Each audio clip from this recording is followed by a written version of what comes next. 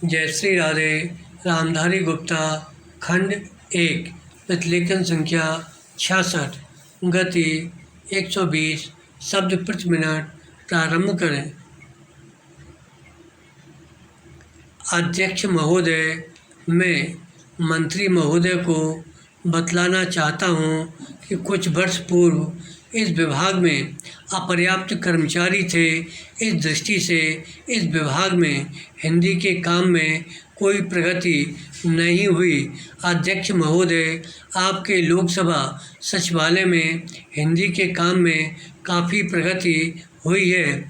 इस समय लोकसभा की कार्यवाही दोनों भाषाओं में चल रही है, लेकिन अगर इस काम में हमारा सूचना मंत्रालय अपनी भाषा नीति के कारण पिछड़ा रहा तो यह बड़े दुख की बात होगी। पैरा खाद्य तथा कृषि मंत्रालय की मांगों पर बोलते हुए मुझे याद आता है कि इसे जितना भी महत्व आज तक दिया गया है और जितना महत्व आज दिया जा रहा है वह बहुत कम है। विराम।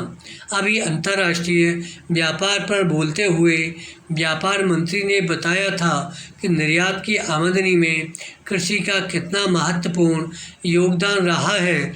उन्होंने बताया था कि 70% निर्यात कृषि की वस्तुओं का हो रहा है, उसी के द्वारा हमें इतनी आमदनी हो रही है। इस दृष्टि से कृषि का महत्व और भी ज़्यादा बढ़ जाता है। उन्होंने यह भी बताया था कि यदि कृषि उत्पादन केवल 5% और बढ़ जाए तो निर्यात से हम 100 करोड़ रुपए के लगभग अपनी आमदनी को और ज़्यादा बढ़ा सकते हैं। इतना महत्व इसका होने के बावजूद भी मुझे बड़ा खेद है और सचमुच यह बड़े दुख की बात है कि आप कृषि के ऊपर, जिसमें 100 करोड़ रुपया कमाने की क्षमता है, 1 करोड़ रुपया भी खर्च करने के लिए तैयार नहीं है। विराम।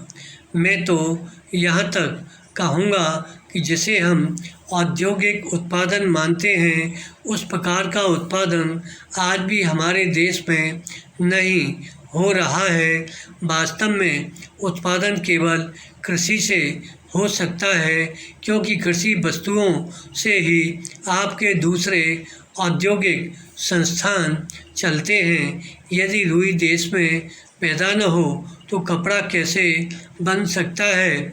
यदि मूंगफली देश में पैदा न हो तो वनस्पति घी देश में पैदा नहीं हो सकता। इसलिए हमारा सारा उत्पादन कृषि वस्तुओं पर ही निर्भर है।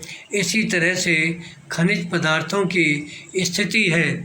यदि खनिज पदार्थ निकालने पर ज़्यादा जोर दिया जाए तो उससे न केवल उत्पादन बढ़ेगा, हमारे उद्योगों को काम मिलेगा, बल्कि विदेशी मुद्रा भी बहुत बड़ी मात्रा में कमाई जा सकती है।